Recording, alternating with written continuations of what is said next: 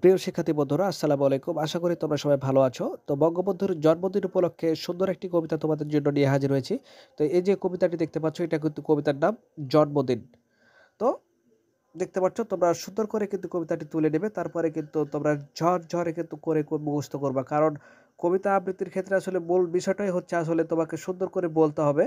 তারপর কিন্তু কবিতা আবৃত্তির যে সকল নিয়মগুলো রয়েছে সেগুলো কিন্তু আসলে বুঝে তোমাকে আবৃত্তি করতে হবে। কারণ তুমি যদি হজা বরলা করে যদি আবৃত্তি করো, তাহলে সেক্ষেত্রে তোমার যেগুলো শ্রোতা থাকবে সেগুলো কিন্তু বিরক্ত খাবে। আবার তুমি যদি এটা ঝরঝরে করে বলতে না পারো, তাহলে সেক্ষেত্রেও কিন্তু আসলে একটা কেমন একটা বিশ্রী লাগবে যে তুমি পারছো না বা আটকে যাচ্ছে। সেক্ষেত্রে কিন্তু আসলে অবশ্যই কিন্তু আসলে তোমাকে জিনিসটি কিন্তু ঝরঝরে করে বলতে হবে। এরকম মন মানসিকতা নিয়ে কিন্তু আসলে উপস্থিত হতে হবে কবিতার যে আবৃত্তি আসর সেখানে। তো প্রিয় শিক্ষার্থী, দেখতে পাচ্ছ তোমাদের জন্য সুন্দর করে আমি লিখে দিয়েছি। জাস্ট তোমাদের কাজ হচ্ছে সুন্দর করে মুখস্থ করে নেওয়া। তো ভালো থেকো। দেখা হবে পরবর্তীতে নতুন কোনো গুরুত্বপূর্ণ ভিডিওতে। আল্লাহ হাফেজ।